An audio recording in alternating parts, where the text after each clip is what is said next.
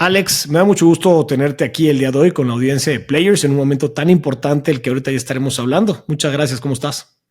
Bien, muchas gracias por el espacio primero que nada y por darle seguimiento a esta historia de éxito, Isaac. Exactamente, y justo para hablar de eso estamos grabando un viernes 30 de mayo. Estamos a 2 días de que con alta probabilidad sacan el Giro de Italia y se convierta, en la opinión de varios, en uno de los atletas mexicanos más importantes de la historia. Hoy, yo me atrevo a decir que es el atleta mexicano más exitoso que hay al día de hoy. Pero bueno, ahorita vamos a hablar de Isaac más. Yo, en este momento tan importante, de tanta emoción, de tanto nervio, que yo no sé, Isaac, cómo puede manejarlo, quiero que me cuentes un poquito más de cómo empezó, porque hoy lo estamos viendo ya en la cima del mundo deportivo, todos los reflectores por fin están con él, pero cuéntame un poquito qué hay detrás de eso. Pues mira, literalmente, pues te podría decir que pues es una historia bien larga, ¿no? La de él en particular. Yo te puedo aportar algo de información al respecto del proyecto en el que él se desarrolló antes de pasar a profesional, que fue el nuestro. Em, es un objetivo que nosotros nos planteamos en el AR Monex hace muchos años. Fue posicionar a México en la élite del ciclismo internacional. Entonces iniciamos con un equipo de ciclismo de montaña. De hecho, nuestro primer ciclista fue Gerardo Ulloa y teníamos muy claras varias circunstancias. Primero que nada, que nos apasionaba mucho esta idea y, y pues que de alguna manera queríamos hacer algo, lo que estuviera en nuestras manos para construir estos casos de éxito, ¿no? Entonces entendimos o tuvimos que entender primero que nada dónde estábamos como proyecto, cuál era el benchmarking, ¿no? A nivel internacional, o sea, cómo es que esos países o esos, sí, los tradicionales del ciclismo, Italia, Francia, Bélgica, Holanda, todos estos países que son muy exitosos en este deporte, estaban haciendo las cosas y cómo podíamos adaptar esto a nuestra realidad, ¿no? En México y qué tendríamos que hacer en todo caso para, primero que nada, estar ahí, aprender y luego crecer en ese ambiente altamente competitivo que es el ciclismo internacional. Y pues bueno, nos dispusimos a definir esto, ¿no? Entonces dijimos, bueno, lo que nosotros queremos no es nada más un equipo de ciclismo, o sea, literalmente queremos aportarle algo a la sociedad, queremos hacer de este proyecto una cosa que valga la pena vivir.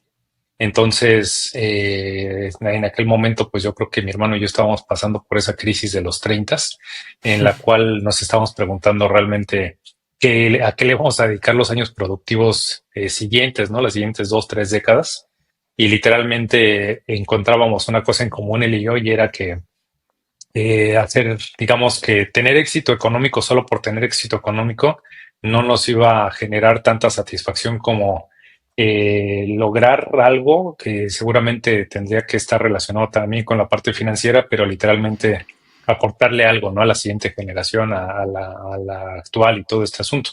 Y entonces, como nos gustaba mucho, siempre digo, en casa nos inculcaron el deporte, definimos que iba a ser el ciclismo y definimos que iba a ser pues en Europa porque el ciclismo es europeo y definimos que pues era eso, ¿no? Era allí y literalmente pues fue una planificación ahora al revés, ¿no? Ahí está el objetivo, ya sabemos que queremos llevar a México allí, ahora vamos a evaluar dónde estamos, ¿no? O sea, qué tan lejos estamos y por qué es que han existido algunos ciclistas buenos, pero por qué es que no hay una continuidad en ese detectar garbanzos de libra, porque literalmente para ganar en cualquier deporte en el máximo nivel necesitas claramente ser un garbanzo de libra, pero también tienes que entender que vas a estar entre puros garbanzos de libra, ¿no? Entonces, ¿cómo puedes hacer la diferencia, no? Y bueno, pues estas fueron las preguntas que nos hacíamos. Obviamente nos frustraba mucho pensar que había talento, o sea, sabíamos que por probabilidad en una población de 130 millones de jóvenes, perdón, de ciudadanos, de mexicanos, de los cuales la mayoría son jóvenes, pues por probabilidad tendría que haber alguno o algunos que pudieran hacer estos resultados, ¿no? Entonces, pues más o menos estas fueron las primeras características. Entonces te estoy conectando primero que nada a un tema de gusto por el deporte. Luego, pues la definición de la famosísima misión, ¿no? Y luego, pues hacer una ingeniería que nos indicara y una investigación que nos indicara, pues, qué es lo que habían hecho los proyectos exitosos y qué podíamos hacer nosotros desde nuestra trinchera, ¿no? Entonces, pues bueno, lo primero que hicimos fue eso, o sea, definir este tema. Fue una consecuencia de un tema, como te menciono, de afición por el ciclismo. Yo intenté ser ciclista ya con 30 años, estaba como 15 años tarde en mi proceso deportivo. Mi hermano me estaba acompañando en aquel momento y bueno, no hay arrepentimiento en haber intentado eso porque nos enseñó un montón de cosas, ¿no? O sea, literalmente cerramos el negocio que teníamos en México, y definimos que íbamos a hacer esto. Entonces estaba un poquito romántica la cosa, si te gustas ahí al principio. Sin embargo, esas experiencias fueron la base para después, a ver, primero que nada, para darnos cuenta que no era una actividad excesivamente complicada. Es decir, no se trataba de desarrollar una fórmula, no sé, bioquímica o un producto súper complejo ni nada por el estilo. O sea, realmente el ciclismo en su esencia es un deporte relativamente sencillo. Obviamente es caro, ¿no? No es como salir a correr que te compras unos tenis, por muy caros que sean, y te sales a correr, ¿no? O sea, literalmente Ujú. aquí necesitas la bici, necesitas el viaje, un equipo multidisciplinario. Y bueno, nos enteramos en poquito tiempo viendo bueno, los países que estaban mejor posicionados en ese momento que, pues mira, la primera cosa que aprendimos es que era la iniciativa privada la que estaba haciendo la diferencia en esos países, no el gobierno, no la federación, los clubes, los organizadores de carreras, la afición como tal, ¿no? O sea, la gente que se apasiona del deporte y literalmente, pues esa fue pues fue un regocijo, ¿no? Literalmente saber que no es como que sean decisiones que están dependiendo de cada, no sé, ciclo o periodo de gobierno, ¿no?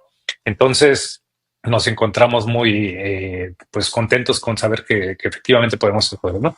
Entonces, pues nada, o sea, literalmente todo comenzó con la definición de esa misión y ya luego empezar a entender que se necesita pues obviamente organizar las cosas de una manera precisa, ¿no? O sea, obviamente hacer un presupuesto, hacer un programa de actividades, invitar a ciclistas que tuvieran el talento, ¿no? Porque ya más allá de lo que puede sonar un poquito a broma de que yo iba 15 años tarde en mi proceso deportivo, pues por entonces había un ciclista que acababa de ganar los Juegos Olímpicos de la Juventud en ciclismo de montaña, que era Gerardo Ulloa, y lo invitamos a que viniera a hacer este calendario de carreras que teníamos y le pareció interesante. Y pues así fue que comenzamos el equipo como tal. La primera versión tenía a mi hermano como manager del equipo y bueno, yo era un ciclista y yo era el otro, ¿no? Y presentamos el equipo en la Embajada de República Checa ahí en la ciudad de Praga, porque allí era nuestra sede. En ese momento era más barato vivir en la ciudad de Praga que vivir en la Ciudad de México. Entonces, y aparte era la cuna del ciclismo de montaña, el campeón olímpico era de ese país en ese momento y había un calendario de carreras muy, muy bueno a menos de 2 horas de viaje, entonces logísticamente también tenía mucho sentido y así comenzó, ¿no? Entonces, ¿por qué la idea de posicionar a México en la élite del ciclismo internacional? Pues literalmente, pues, no sé, nos enseñaron a ser ambiciosos y nos enseñaron que cuando quieres grandes resultados, pues tienes que hacer grandes acciones, que normalmente no puedes hacer grandes acciones de la noche a la mañana. Entonces, Claro. la planificación primera que hicimos fue a 4 años y así la hemos ido renovando cada cierto tiempo, ¿no? Entonces, Ahí te quiero interrumpir un poquito, porque justo suena muy fácil, ¿no? Y para empezar, bendita crisis de los 30 que les dio a tu hermano y a ti, que tanto gozo nos está dando a los mexicanos. Pero tú dijiste algo, es que nosotros somos fanáticos del ciclismo, nacimos en esta cuna donde el deporte se promueve. Pues sí, pero hay fanáticos que se compran la playera de su equipo favorito y ahí queda su fanatismo y ustedes decidieron convertirlo en una plataforma de desarrollo de talento. Pero estamos hablando de un de un deporte, perdón, como el ciclismo, que lamentablemente no tiene el mismo exposure, la misma atención y recursos que el fútbol, por ejemplo, o incluso otros deportes. Suena fácil, otra vez lo digo, pero ¿cómo hicieron? ¿Cómo empezaron a hacer el equipo? Porque, a ver, pues necesitas pagarte un sueldo para comer, necesitas invertir dinero en estos talentos que quieres desarrollar. ¿Cómo empieza una persona a hacer un equipo como el equipo Arremonex que hicieron tu hermano y tú? Pues bueno, no sé cómo le haría una persona, pero como lo hicimos nosotros, es que sí nos tuvimos que quitar varios prejuicios ahí de la cabeza, ¿no? Varios ideas preconcebidas. Hace rato te mencionaba una, ¿no? Sabíamos que si nos poníamos a esperar, pues nos íbamos a quedar esperando. Entonces la primera fue ponernos en acción.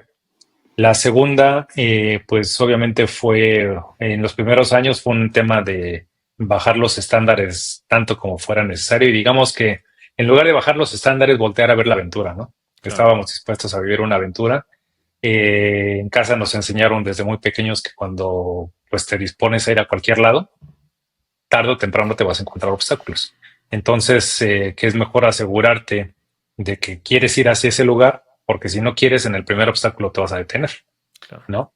Entonces, sabíamos que la única cosa fija en lo que nosotros estábamos buscando era que tarde o temprano nos íbamos a enfrentar con esos obstáculos. Entonces, pues ahí nos aseguramos o tuvimos la visión de asegurarnos que era algo que nos gustara y sobre todo que tuviera un propósito más allá de nosotros mismos, ¿no? Entonces, a lo mejor si tú gustas como un enjuague mental, hicimos una suerte de pensar que si hacíamos bien las cosas, eventualmente íbamos a poder alcanzar las emociones de una serie de personas que probablemente nunca íbamos a conocer, ¿no? Por medio no directamente de nuestras acciones, sino indirectamente por medio de la creación de algún héroe o varios héroes nacionales que literalmente le digan a toda una sociedad eh, que lo que se quiera lograr se puede lograr en el máximo de los escenarios, en este caso en el ciclismo, ¿no? Entonces, con esa visión, pues estuvimos dispuestos a emprender ese camino y literalmente, pues los primeros años te cuento que cerramos el negocio y los ahorros de, digamos que las últimas ventas que tuvimos fueron el motor para hacer ese primer viaje y esas primeras experiencias, ¿no? Esto es previo a que hayamos iniciado con el equipo. Entonces, ya después tuvimos que encontrar la manera de sobrevivir, ¿no? Ahí en el camino. Una anécdota es que en el paso por los países en los que vivimos mi hermano y yo, primero llegamos a Francia porque un equipo de Francia me dio una licencia a mí y un uniforme y me dijo, tú te pagas tus gastos. Entonces ahí quemamos los ahorros, pero nos dio mucha experiencia. Luego nos fuimos a Inglaterra porque se nos acababa el tiempo de la visa y todavía teníamos un poquito de dinero. Nos compramos un coche de 400 euros en aquel tiempo, que nos ayudaron a comprar porque pues no teníamos la facultad de registrarlo, ¿no? O sea, el equipo me ayudó y literalmente con ese carrito anduvimos viajando para todos lados y eventualmente nos regresamos a Andorra como para regresar a la cuna del ciclismo, porque si bien en Inglaterra ya había mucho ciclismo para ese tiempo, no era lo mismo que en el corazón de Europa, ¿no? Entonces la historia está en que llegamos a Andorra, que estaba fuera del espacio Schengen, también resolviendo este tema legal de la visa, que pues es posible. Y, y resultó que hubo un día en particular que casi nos quedamos sin dinero. O sea, literalmente nos quedamos en un refugio de montaña, o sea, de los alpinistas, o sea, que nos comentó tal cual un alpinista porque nos gusta preguntar cosas. Y literalmente el otro día, casi como por arte de magia, conocimos hay unos mexicanos que tienen unos negocios en Andorra y tal cual nos empleamos con ellos, ¿no? O sea, nos dieron trabajo allí el otro día. Entonces, pues, ¿qué te puedo contar mil aventuras, ¿no? Al respecto, pero literalmente era tal las ganas que tenemos de hacer las cosas que en lugar de verlo como pues no sé, una situación detrimental o no sé, como golpes duros, pues literalmente lo veíamos como una aventura, ¿no? Entonces, como que desarrollamos esta capacidad de ver la cosa positiva en cada circunstancia. Entonces, pues así es como te puedo decir que empezó todo. Obviamente es mucho más fácil hacer las cosas cuando estás con alguien que entiende tu loquera, ¿no? Tus ideas, que tiene un propósito similar al tuyo que cuando lo haces solo, ¿no? Pues yo creo que aquí ha sido fundamental ese valor que nos enseñaron en casa de trabajar en familia, ¿no? En nuestra familia es primero la familia y luego todo lo demás. Entonces, eso también yo creo que fue fundamental. Y ya luego, de dónde surge todo esto, pues no sé decirte tal cual, o sea, no es como que hayamos sido fanáticos del ciclismo de toda la vida, sino más bien del deporte. Mi hermano jugaba fútbol, ¿no? Estuvo en las fuerzas básicas del Necaxa. Y al revés, muchos años antes me tocó acompañarlo a unas pruebas en Suiza y luego en Francia, y jugó en un equipo de tercera división. Y yo creo que también esto es una cosa importante, porque luego con los años él me acompañó a mí. Ese año que estuvo jugando en Francia, no tuvo un buen rendimiento deportivo. Entonces, yo creo que también estas ganas de decir, oye, es que, ¿qué sucede si ponemos los ingredientes adecuados? Y así, imagínate que cuando él hizo sus pruebas de detección había 6 campos de fútbol con ciclistas, no, con futbolistas de todo el mundo, o sea, de todas las nacionalidades, de todas las tallas que te puedes imaginar, pero todos muy buenos. Y de esos 6 campos de fútbol, multiplicado por cuántos, pues por 22 personas, iban a seleccionar a 3 personas y seleccionan a mi hermano. O sea, era así de bueno, era un gran talento. Sin embargo, ya en el año de contrato no le va bien. Entonces, era muy joven también. Entonces, eso retomándolo muchos años después, dijimos, oye, ¿qué hacemos con esas experiencias? O sea, ¿qué sucede si, por ejemplo, un talento como el tuyo en el fútbol lo aplicamos en el ciclismo, pero lo dotamos de lo que se necesita, que no es nada del otro mundo? O sea, te estoy hablando de lo de siempre, ¿no? El ejemplo de la semilla. La semilla no le puedes echar porras para que crezca más rápido. Necesitas ponerla en un vasito con agua, ¿no? Con el algodoncito y en el sol para que crezca y va a crecer a su tiempo, ¿no? Entonces, yo creo que también un poco para dar ese símil en el sentido del plan de largo plazo, ¿no? Entonces, pues nos preguntábamos qué pasaría si hiciéramos todas estas acciones y pues así empezó todo. Y eso que dices es muy importante, porque en México estamos muy acostumbrados al echaleganismo, ¿no? Como dices, con porras no crece una semilla, no da su fruto. Aquí, a ver, en efectos, para desarrollar talento se necesitan muchas cosas y ahorita me contarás, pero gran parte de esas cosas, para gran parte de esas cosas se necesita dinero, ¿no? Y a veces es mucho dinero. Entonces, ustedes han logrado sumar a varios patronos y patrocinadores que han hecho realidad el resto, o más bien, que han podido hacer realidad el plan que ustedes tienen. Entonces, obviamente con dinero nada más no se soluciona un asunto si no hay un buen programa de desarrollo. Pero si hay un gran programa de desarrollo y no hay dinero, tampoco jala la cosa porque ¿cómo lo activas? Entonces, pero ¿cómo logras convencer a estos patrocinadores si nada más tienes una idea? O sea, ¿por qué alguien creería en ustedes decir, sí, estos compadres van a formar, digamos, a los siguientes campeones mexicanos? Pues mira, es que fue una progresión. Yo te podría decir que fue una progresión. Primero que nada, y no es que no es que quiera centrarme en mi historia, pero es que yo tuve que entender muchas cosas. O sea, a mí ningún equipo me iba a contratar. O sea, es que era muy malo. O sea, literalmente yo creo que yo ostento el récord de más carreras arrancadas sin terminar, ¿no? Porque como es un circuito, pues te alcanzan y te sacan para no interrumpir la carrera, ¿no? Entonces, te podría decir que suena, o sea, suena broma, pero sí es una cosa que al final del día ha terminado yo creo que por impactar todo este tema, porque literalmente dijimos con mi hermano, bueno, pues si no te van a contratar, pues vamos a ser un equipo. O sea, que se necesita en un equipo, ¿no? Obviamente empezamos de menos a más, o sea, no teníamos, imagínate que la primera carrera que fuimos con Gerardo, íbamos en una camioneta y mi hermano era el team manager, mecánico, fotógrafo y todo, ¿no? O sea, pero no sabía hacer ninguna de estas cosas, o no era un especialista, ¿no? Entonces, pues fue más bien un tema de aprender. Tuvimos la fortuna de conseguir con este ciclista que era muy talentoso, pero también nos tocó, pues, varias bocanadas de realidad, ¿no? O sea, la realidad es que Gerardo en aquel momento era el mejor ciclista de México, puede ser, y y estaba en las carreras de Europa y terminaba siempre, pero no le iba tan bien como le iba en México, ya sabes. ¿Por Entonces, qué? eso, pues, porque literalmente a los que se enfrentaba aquí eran igual de talentosos como él, nada más que tenían más desarrollo, Claro. ya sabes. Entonces, ahí está la parte de la planificación a largo plazo, ¿no? Compartimos, yo creo que con nuestros atletas una visión de que pues hay que trabajar, ¿no? O sea, literalmente hay que hacer el plan de entrenamiento y hay que presentarse a las sesiones y hay que descansar bien y hay que hacer todas estas cuestiones. Entonces, primero que nada estábamos diferenciados porque pues a día de hoy somos el único equipo mexicano con sede en Europa, ¿no? O sea, sede fija, quiero decir, todo el año. Y eso es una primera cuestión que no es al azar, ¿no? O sea, ¿cómo le hicimos?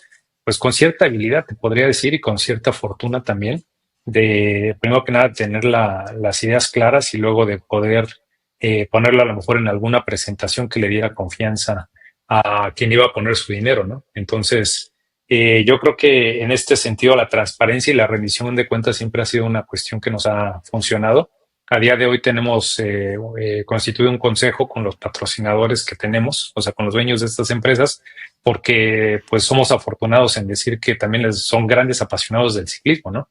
Entonces, no nada más participan porque quieren tal cual enterarse de cómo van las cosas, sino que aparte de todo, pues obviamente están supervisando que los recursos se estén utilizando de manera correcta. Entonces, yo creo que el otro paradigma que nosotros tuvimos que romper, de hecho fueron dos. Número uno, el deporte como tal y a estos niveles, es que es diferente a lo que estamos viendo en el equipo de Isaac, ¿no? Esos son equipos que tienen unos presupuestos impresionantes, pero en los primeros años de uno como el nuestro, pues literalmente teníamos que asimilar la idea de que no iba a ser un negocio.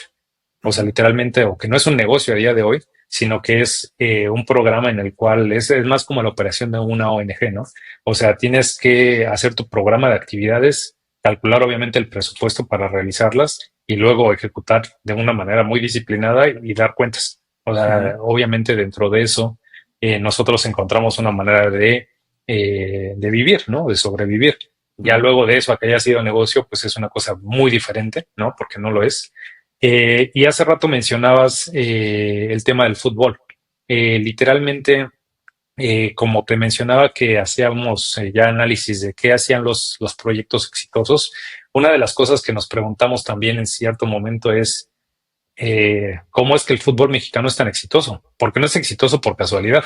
O sea, nos podemos a veces voltear y a lo mejor con cierta frustración pensar y quejarnos o no sé, tirarle al fútbol, pero la realidad es que hay un gran modelo de éxito que podría replicarse en otras áreas, ¿no? O sea, no estoy diciendo que se pueda o que no se pueda, pero literalmente la Liga de Fútbol de México tiene, primero que nada, dueños de equipo que quieren hacer negocio y lo hacen negocio en cada uno de sus equipos.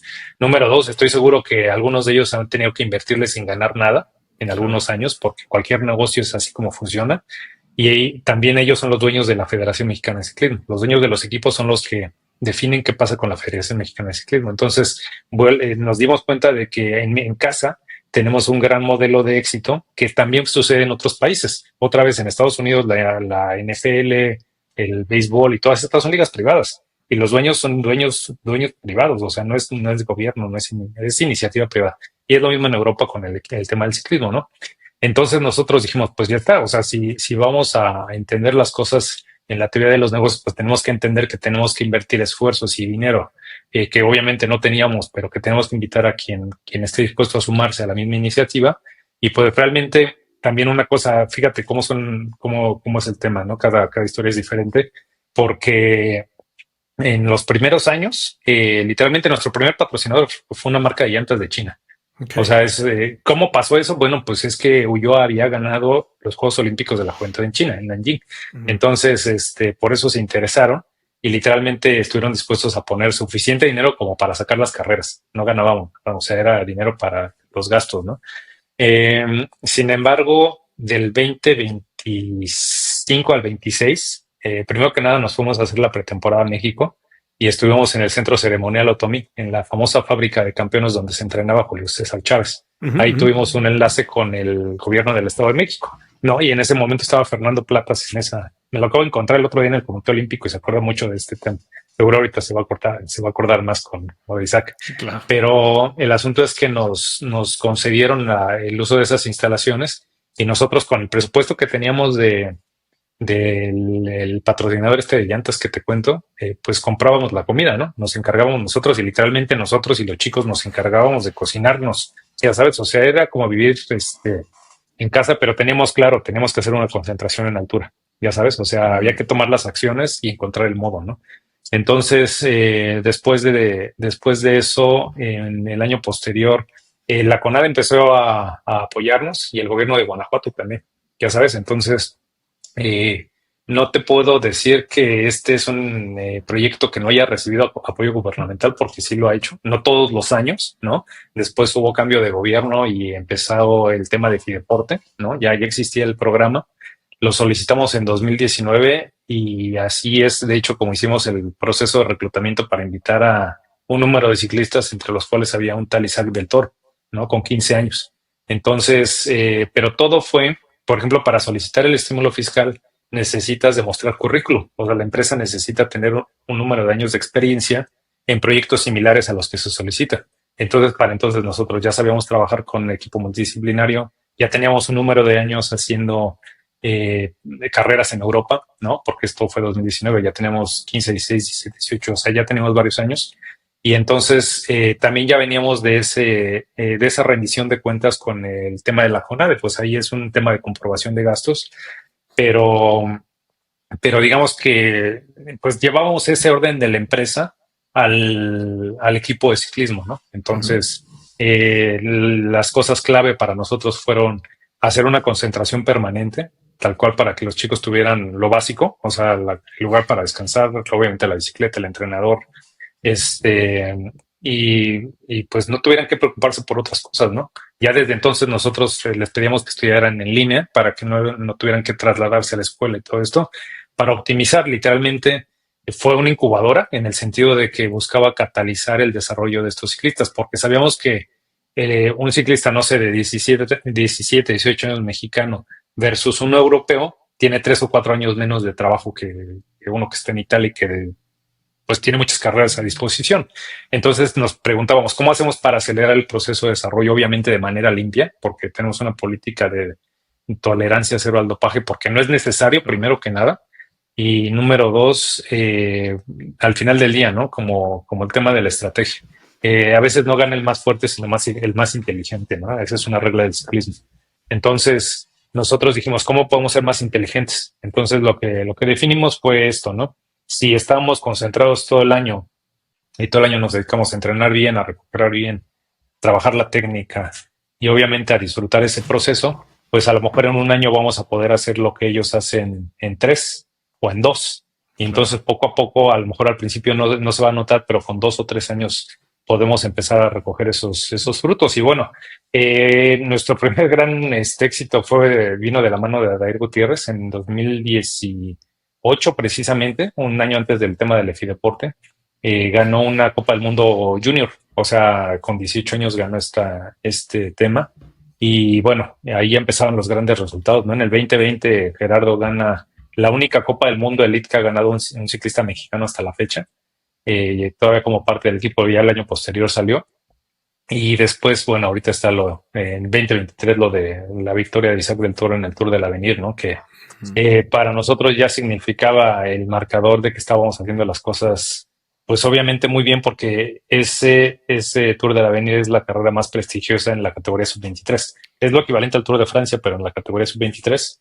Y bueno, esos ya eran los indicadores de que se estaban haciendo las cosas bien, ¿no? Y entonces, pues yo te podría decir que es el tema de la visión, el tema de, pues obviamente entender que el camino, pues no es un camino sinuoso, ¿no? Y que tiene retos y que literalmente, pues tuvimos la fortuna de tener la constitución, probablemente psicológica, que nos permitió estar dispuestos a afrontar eh, este, esta postergación de las ganancias o de las victorias por un tiempo suficiente como para llegar pues sí, a sentar las bases de lo que estamos haciendo hoy en día, ¿no? Paciencia y consistencia. Pero a ver, todo a toro pasado, todo se ve más fácil, ¿no? Ya nos contaste, pues este camino que no fue nada sencillo, no ha sido nada sencillo, pero de alguna manera logras los patrocinios, logras el fondeo, tienes ya armada tu base de desarrollo, vamos a llamarle la fórmula secreta, que claramente no es una fórmula secreta, pero vaya, todos esos mecanismos para desarrollar. Ahora tienes que entregar resultados, ¿no? Y entonces ahí tú mencionaste la palabra visión, pero todo empieza desde la selección de los atletas. Y aquí me quiero centrar en Isaac, porque ahorita, otra vez, hablando de Toro pasado, pues es bien fácil. Todos los fans como yo de Sillón decimos, no, hombre, Isaac, gran carácter, gran inteligencia. Ajá, pero cuando lo conocieron que tenía 15 años, al lado de otros decenas de chavitos y chavitas, ¿fue que vieron algo distinto en él? Y si sí, ¿qué es lo que tiene Isaac que vieron? Que hoy en día pues ya estamos viendo cómo dio frutos. Pues puede sonar trillado, pero es que eso ya se veía desde entonces, ya sabes. Entonces, varias cosas. Cuando reclutas ciclistas, Primero que nada, pues vas a ver los resultados de las carreras en las que ha participado. Entonces, la primera manera, eso lo sabe cualquier reclutador, de saber quiénes son los talentosos, pues es vete al top 5 de cualquier carrera y ahí ya sabes que son los más fuertes. No. Entonces, Isaac ya había ganado varias carreras para entonces, ¿no? Y o de repente ya veíamos ciertos análisis, ¿no? Que a lo mejor alguna vez no ganaba, pero porque, qué sé yo, que la bicicleta le había fallado, pero perdía por 2 segundos o 10 segundos, no sé, ese tipo de cuestiones, ¿no?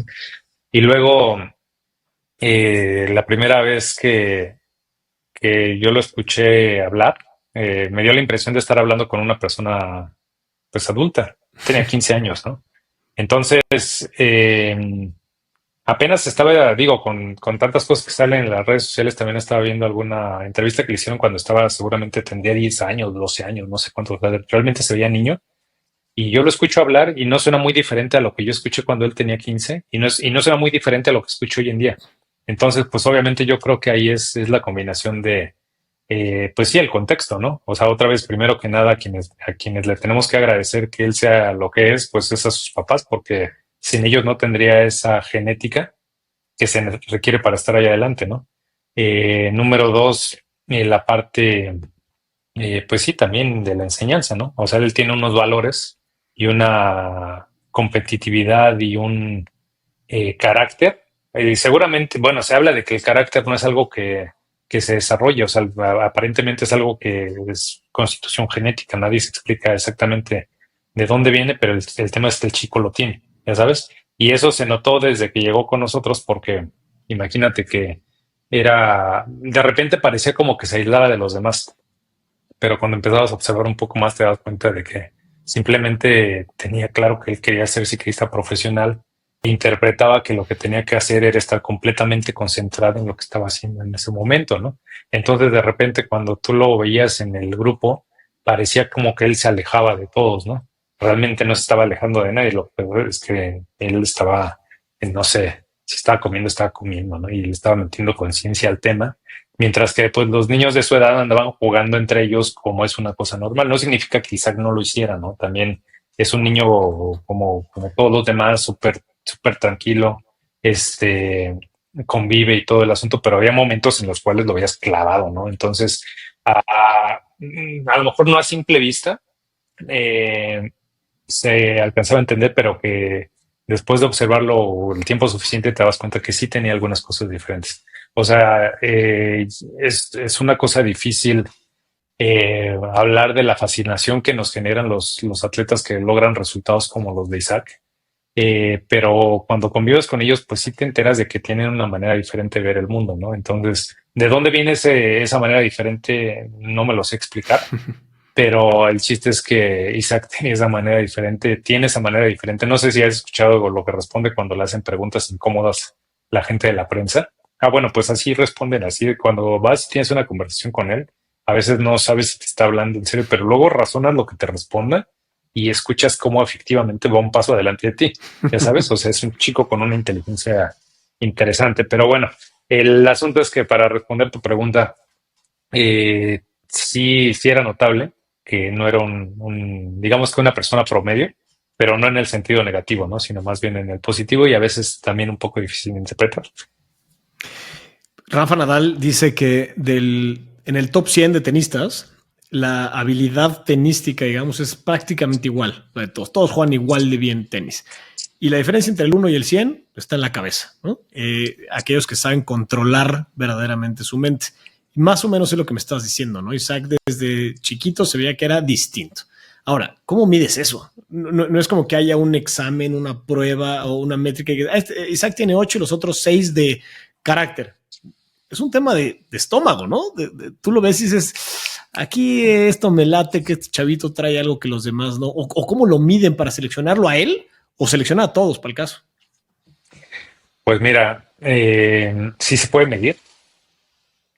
No significa que nosotros lo hayamos medido para darnos cuenta, pero eventualmente trabajamos con un psicólogo que efectivamente se dedica a eso, le pone un aparato en la cabeza y por medio de medir ciertas ondas se entera de diferentes métricas que te otorga un programa y literalmente te habla según recuerdo, y bueno, puede que me equivoqué, de la capacidad de trabajo que tiene ese cerebro. Así como puedes medir el consumo de oxígeno, aparentemente se puede medir la capacidad de trabajo de un cerebro en particular. Y hay unos que tienen más capacidad que otros. Pero bueno, no es que lo hayamos hecho de esa manera, nada más me resonó un poquito porque yo también me preguntaba lo mismo y se lo pregunté y me dijo, pues así mira, y si quieres lo hacemos. Entonces, lo que resulta más práctico es la experiencia del entrenador. Y ahí te podría decir que como somos tres hermanos y cada uno tenemos habilidades diferentes, por ejemplo, en particular Luis, que es el que se ha encargado sobre todo de la parte comercial y de la comunicación, es una persona muy empática. Entonces, y como él jugó fútbol, así como te contaba hace rato, como que conocía muy bien el carácter que se requiere tener, porque él mismo fue atleta de esos duros, y Ujú. entonces pues reconoció en Isaac a un talento que tenía el carácter que se iba a necesitar. Obviamente, la misma cosa que te mencionaba de yo hace rato, a Isaac, le costó, él llegó con nosotros, o más bien empezó a competir con nosotros en 2021, porque el 19 llegó, el 20 se desarrolló, pero estaba el año COVID y hasta 2021 empezamos a competir. Entonces, 21-22, hasta el 2023 logró su primer victoria, que fue cuando ganó en el Tour del Avenir, o sea, 3 años después. Y estamos Ujú. hablando de un fuera de serie, ya, o sea, tan fuera de serie que está a punto de ganar el Giro de Italia. O sea, así de fuera de serie es, o sea, y esas mediciones ya las teníamos desde que llegó con nosotros. Sin embargo, una cosa es lo que decía Rafa Nadal, una cosa es la fortaleza física y otra cosa es, aparte de la mental, el tema de la habilidad. Entonces, los chicos que estaban aquí compitiendo y los que le ganaban la carrera tenían más habilidad para competir y por eso le ganaban las carreras. No eran más fuertes que él. Siempre era muy claro que él era el más fuerte en todas las carreras donde se paraba. Pero se demostró por muchas carreras que los otros eran más habilidosos para competir, ¿no? Y entonces lo aprendió a tal grado que a día de hoy otra vez lo volvió a hacer y el otro día que le ganó a Richard Carapaz la etapa, le volvió a hacer lo mismito. O sea, Isaac sabe ya cómo leer a los rivales y fíjate que qué años de experiencia tiene Carapaz, ¿no? Pero Sí, claro. literalmente tiene esa capacidad de tener la claridad de hacer lo que tiene que hacer. Hoy corrió otra vez como este experto que iba a rueda de Carapaz y en el momento justo sabía que tenía que salir adelante de la curva y se pasa. Y hace el esfuerzo ahí y gasta, pero sabía que después de eso ya no tenía que gastar, ¿no? Entonces, este tipo de cosas las aprendes solamente con la experiencia, ¿no? Entonces, eh, hay una teoría, ¿no? Que dice que te toma 10.000 horas desarrollar cualquier experiencia, cualquier expertise. Entonces, él, pues más o menos ese es el tiempo que se tomó hasta que, bueno, ya cachó que era lo que tenía que hacer y cómo aprovechar ese talento, ¿no? Entonces, pues, pues nada, sí que se puede medir. Nosotros lo hicimos a simple vista y ya luego, pues yo creo que también la combinación de los observadores, ¿no? Que éramos tres y ya luego pues, más gente que estuvo con nosotros tocando estos temas de la parte psicológica. Hemos visto ahora que ha estado afortunadamente en los medios a sus papás, ¿no? En las distintas premiaciones, etcétera, muy presentes, salen y salen y salen. ¿Cómo se ve el entorno de Isaac o de todos los demás atletas que desde niños, como dijiste, están ya dedicados al deporte? ¿Y cómo se debiera ver? Y con esto el entorno me refiero a ver la familia, los amigos y evidentemente el equipo de trabajo, los entrenadores, pero la familia en particular, los papás. ¿Cómo se debe ver el entorno de un chavo como Isaac o de un atleta de su edad? Pues deber para mí siempre ha sido una palabra muy cargada. Sin embargo, la base de todo, según lo que hemos aprendido con el tiempo, pues es la familia, ¿no? O sea, ahí es donde te formas en tus primeros años y literalmente lo que aprendes en los, creo que 7 primeros años de tu vida es lo que determina lo que vas a hacer el resto de tu vida. Entonces, algo aparte del caso de éxito de Isaac es esa formación que tuvo en casa, ¿no? O sea, literalmente, si tú hablas con los papás, pues literalmente te puedes enterar por qué Isaac es como es. O sea, en muchos casos se parece a la mamá y en otros casos se parece al papá.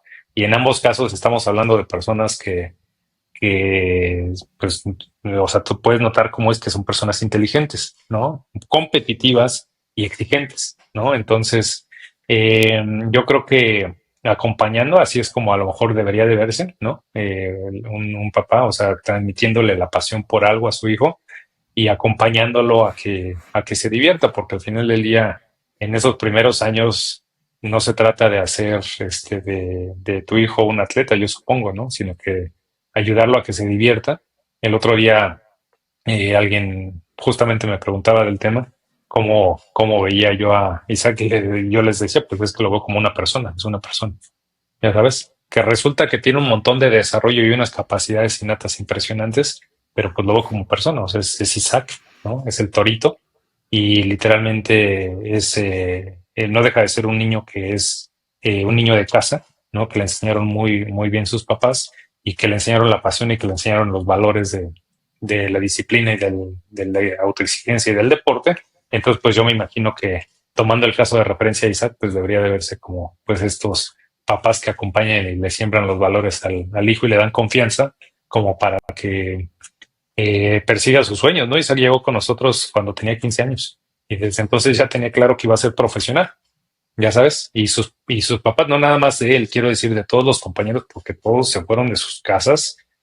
Carlos García, que acaba de ganar una etapa también el día de hoy en una carrera 2.1 ya con otro equipo también, llegó al mismo tiempo que Isaac, otro gran talento que a lo mejor no brilla tanto, pues obviamente el escenario es otro, pero son contextos socioculturales muy diferentes y que comparten estas características. Valores, un gusto por el deporte y pues literalmente que se les da confianza para que vayan y ellos mismos construyan su futuro, ¿no? Isaac ahorita tiene mucha atención por fin de los medios y la tendrá todavía más en estos días que vienen.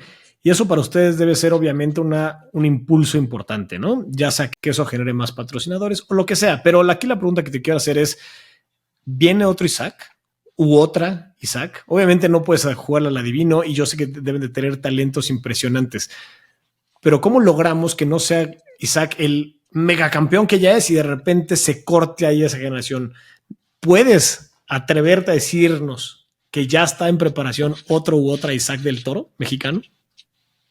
Tengo la certeza completa de que no hay otro Isaac del Toro, solo hay un Isaac del Toro y que más bien hay otros ciclistas que están desarrollándose como personas y como atletas y que si hacen las cosas que tienen que hacer, las condiciones las tienen. Otra vez, eh, fue una progresión, por ejemplo, las condiciones en las que vivieron, por ejemplo, Adair, Gerardo o Montserrat en esos primeros años, no fueron tan buenas como las que vivió Isaac con nosotros como equipo y luego las que viven los ciclistas hoy en día en nuestro equipo no digamos que están mejor que las que Isaac mismo tuvo en su momento, ya sabes, no hay muchísima diferencia, la dinámica es la misma, comparten habitación en una casa, tienen un staff a su disposición, vamos a carreras y todas, digamos que tenemos el patrocinio como para que no les falte lo necesario.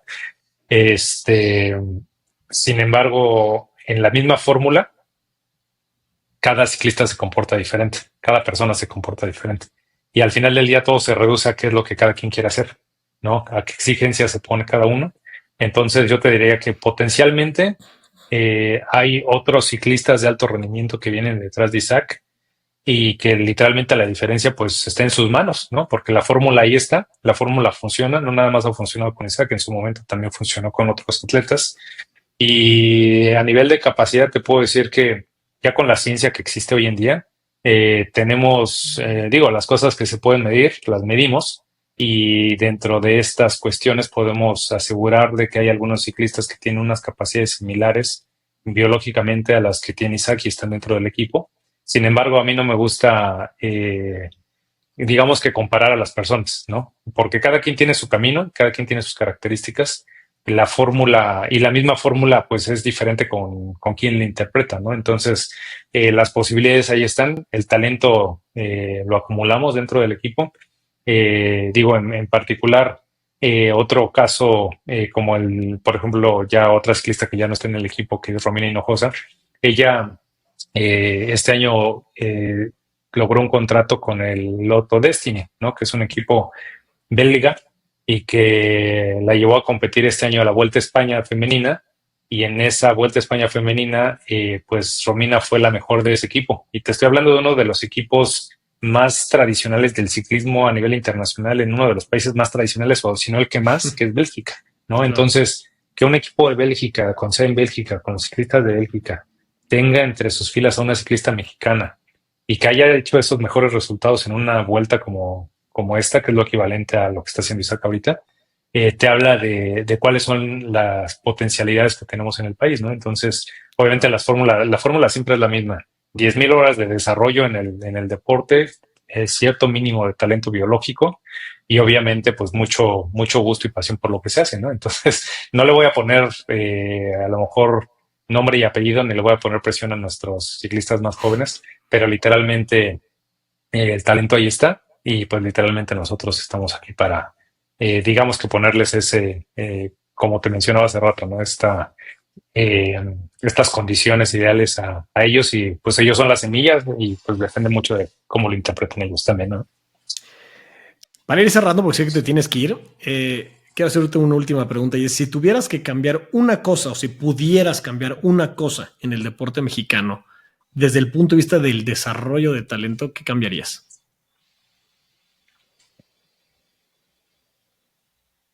Una sola cosa dentro del...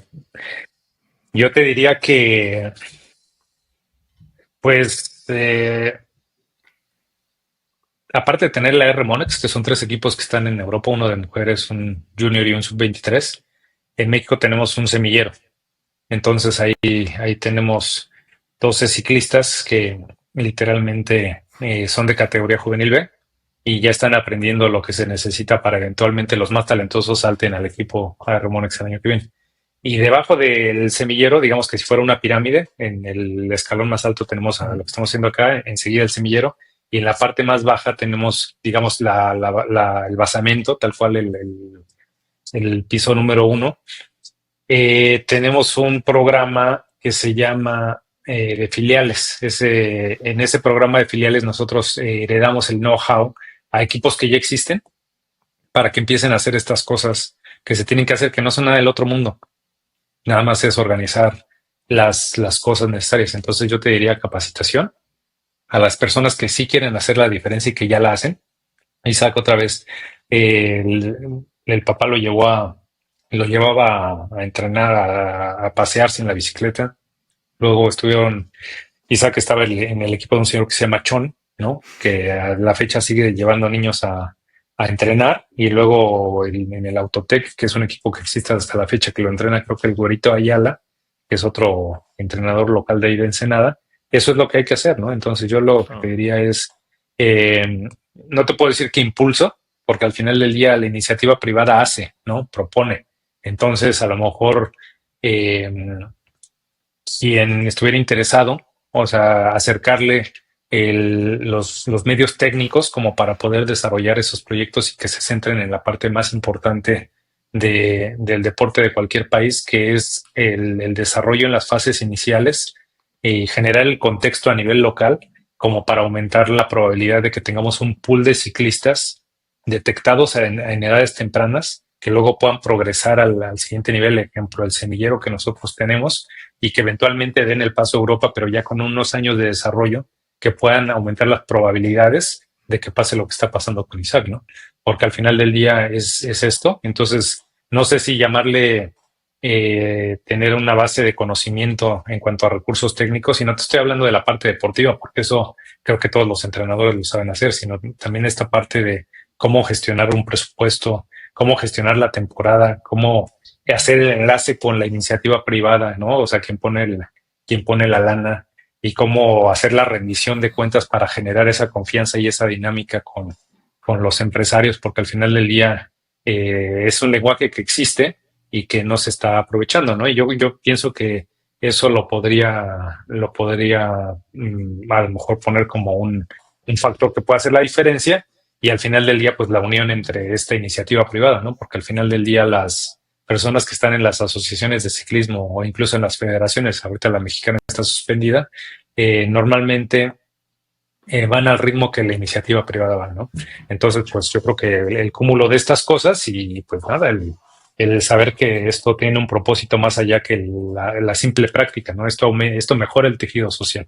Entonces, el impacto que va a tener Isaac y lo que anticipamos es que más gente va a querer dedicarse a hacer ciclismo para ser como Isaac, ya sabes. Entonces, en esa ola yo creo que va a ser importante darle un poco de organización al asunto, como para que todos como sociedad queramos hacer lo que hace Isaac, pero no centrado en el resultado. El resultado es lo último. en lo que nos tenemos que centrar es en el proceso, porque el proceso y los proyectos son los que nos aumentan las probabilidades de hacer esa detección bien y que al final del día pues se entienda que esto no es un negocio, ¿no? Es una actividad humana, requiere dinero, ¿no? No es que no se pueda vivir de este asunto, pero literalmente donde se puede hacer el dinero es allá donde está Isaac. Ya sabes, ahí sí es un Claro. negocio, ¿no? Fuera de eso hay que entender que es un, pues sí, es trabajo de tipo social y que a todos nos conviene tener estos héroes y no las referencias negativas que desafortunadamente hay en otro sector de la sociedad, ¿no?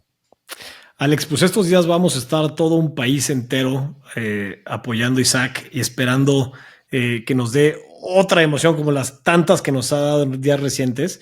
Te quiero agradecer por el tiempo, pero sobre todo te quiero agradecer como mexicano también, porque todo esto empezó con ustedes, empezó con Isaac mismo, con su familia y luego con ustedes. Esta historia empezó con el trabajo que ustedes hicieron, como lo acabas de decir, sin el interés económico de hacerte rico, sino por el interés genuino de desarrollar talento mexicano, como el caso de Isaac, y que hoy, gracias al trabajo que han hecho, pues nos permite a nosotros vibrar de emoción. Entonces, te agradezco muchísimo, te deseo el mayor de los éxitos a ti, a Isaac, a su familia en estos días que vienen, y nada, que vengan muchos más talentos mexicanos, porque estoy seguro que así va a ser, y ustedes entonces estarán transformando el ciclismo en México. Así que muchas gracias.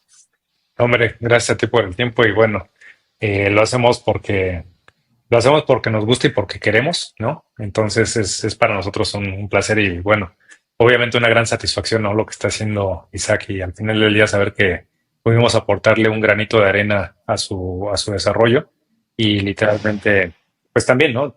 Sembrar poner esta vara así de alta y literalmente, ahí sembrar un caso de éxito para quien quiera observarlo y quien quiera seguir esos pasos, ¿no? Todo se puede, solamente hay que trabajar consistentemente. Gracias por el tiempo. Al contrario, Alex, ¿dónde te puede seguir la gente? ¿Dónde pueden seguir al equipo de Remonex? AR Pro Cycling, estamos así en AR-Pro Cycling en las redes sociales, en todas. Entonces, tenemos ahí tres equipos, el de hombres y mujeres y el sub-23, pero si buscas AR-Pro Cycling, te vas a encontrar con las redes y ahí seguramente saldrán también las mías, pero más bien lo que nos interesa es la promoción al proyecto, ¿no? Esto no está centrado en nosotros, está centrado en los chicos y en lo que nuestros patrocinadores y en lo que ellos con ellos vamos logrando, ¿no? Venga, Alex, pues muchísimas gracias y el mayor de los éxitos. Gracias, Aldo.